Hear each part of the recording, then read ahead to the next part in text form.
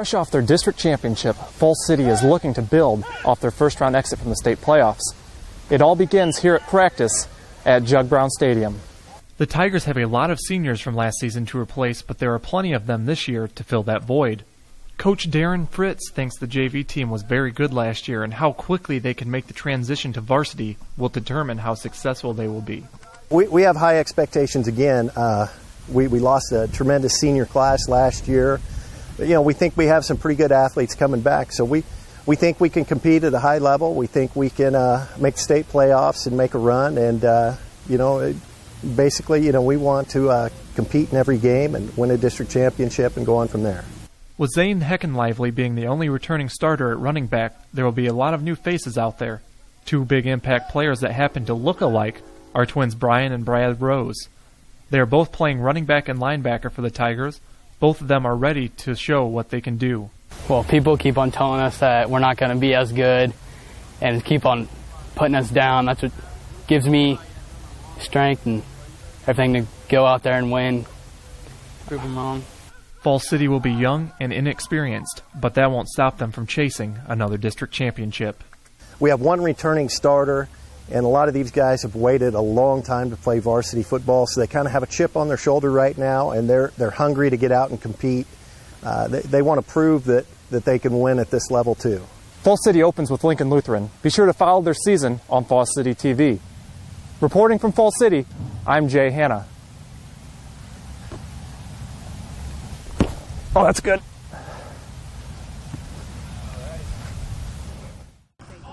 New Fairbury boys basketball coach Travis Steinoff isn't waiting around to get to work. After being hired just more than a week ago, he's already in the full swing of summer camp. I've been here for camp for 2 days. Kids are great. Having a blast. As you guys can see, I'm already sweating and I'm just enjoying every moment of it so far. So I can't wait till we really get rolling and get things in place. A Nebraska native, Steinoff plans to use the coaching experience he's gained from across the country. I'm originally from Crete, Nebraska. I actually coached in Houston, Texas for 5 years, and I was at Waverly last year. For Fairbury senior Justin Peterson, Steinoff will be the third coach of his high school career, but he's optimistic about the fit.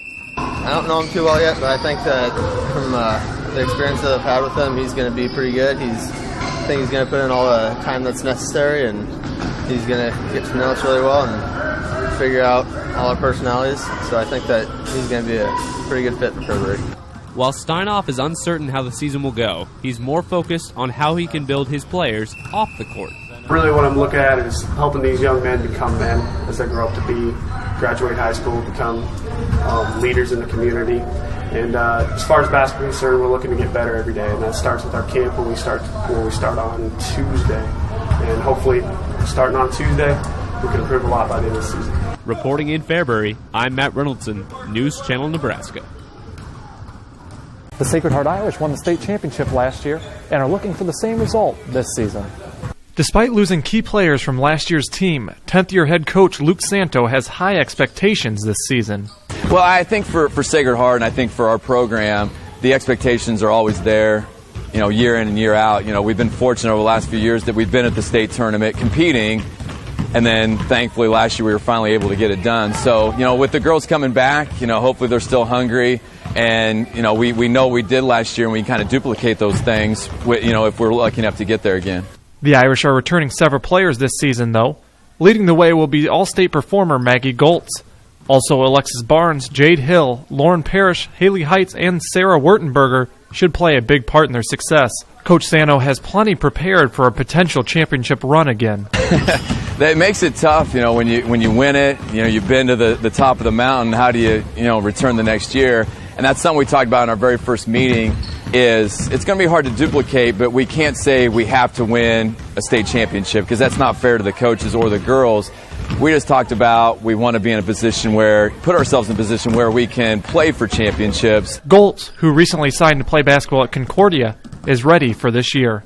We lost 3 guards last year, and most importantly, we lost our point guard, so now I'm going to have to play point guard, and we're going to focus a lot on throwing it inside to our big, tall girls. The Irish will start their season against Sterling on Friday, December 4th. Be sure to tune in to Falls City TV, B103, and Big Apple News Radio for coverage all season. Reporting in Full City, I'm Jay Hanna, News Channel Nebraska. Go Pirates! Welcome into News Channel Nebraska 21's Top Plays. This playoff edition between Wilber-Claytonia and Stanton, and it was a great one. Tanner Sand taking the quarterback keeper up the middle. The first score of the ball game putting Wilber up 7-0, but that was the only score until the fourth quarter. Later in the second quarter here, Sand dropping back to pass, and this one going to get intercepted by Miles Nicolite, giving Stanton a chance. And then the last play of the first half, dropping back to pass Hunter Stahlbaum as he tries to find something, throwing it downfield. This one will be intercepted by Bryce Brudge. He had a big day for Wilber-Claytonia. Moving on to the second half now, as dropping back to pass again, Stahlbaum, and he's looking again, but this time again it's Bryce Brudge making the one-handed interception, decides to take it out of the end zone, and gets a decent return downfield. And finally, the final one. Wilber-Claytonia did come out on top 21-6, but how about this kick return touchdown to give Stanton a chance out of Hunter Stahlbaum, taking it all the way downfield, and unfortunately breaking his collarbone in the process as you see him fall into the end zone. That was Stanton's lone score of the game again. Wilber-Claytonia was a winner in this one. 21-6, they move on to play Hartington Cedar Catholic in the second round. Sub-district volleyball action in Beatrice as Fall City taking on Fairbury in the first match of the evening. Pretty close set one as we see Destiny Brown, the sophomore, put one through for the Jeffs, keeping them in the ball game.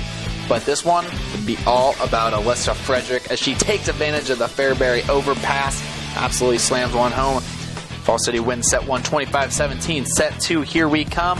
This is going to be Alyssa Frederick yet again ramming one right into a Fairbury athlete.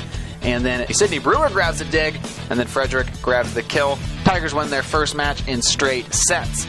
So next up, Auburn. A little bit tougher competition with the Bulldogs having the number one seed in the sub-district. We're going to get Addison Gira in action as she slams one right down the line. No problem at all for the Bulldogs. Really 8-2 Auburn at this point when Frederick goes for the big kill, but instead Ashley Teaton gets right in there. And I told you, she gets fired up.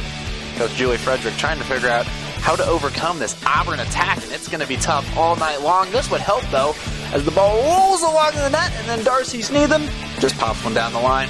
Killer reaction by the senior as well. But Auburn still all over Fall City in set one, as we see Emma Gearing throw down a kill. They're going to take set one 25-11. So the Tigers certainly need to regroup in set two. This would not help. Addie Gira getting in the action yet again. 4-0 at this point, but Tigers start coming back. We're going to see Alyssa Frederick with a back row kill. She's done that once or twice in her Fall City career. Auburn setting up the offense, doing what they do, but Alyssa Frederick getting in the way of that. So Tigers actually tied this one up 23-23 when they have another fantastic opportunity. Frederick, no, gets denied by Teaton. I tell you, she gets bumped. Auburn match point at this point, 24-19. They set it up for sophomore Rachel Bowling. Slams it home. They win this one in 3 sets. Will next take on Syracuse on Tuesday. Fall City finishes their season at 11-19. Reporting in Beatrice for News Channel Nebraska, I'm John Kipper.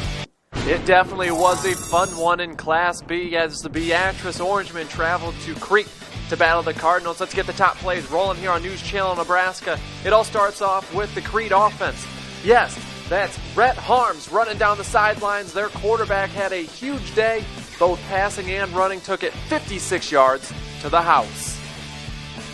Next up on the top plays, it's Cooper Bloom in the Beatrice offense. He rolls out right, and he hits Dalton Hardig with a one-handed catch, taking him down inside the red zone. It was a huge play to set up a Beatrice touchdown. Next up, it's Harms again, this time through the air, as he hits his man. Going downfield, that's Johansson with the catch, taking it clear down to the Beatrice 12-yard line, setting up a Crete touchdown. This was a fun one, like I mentioned, back and forth.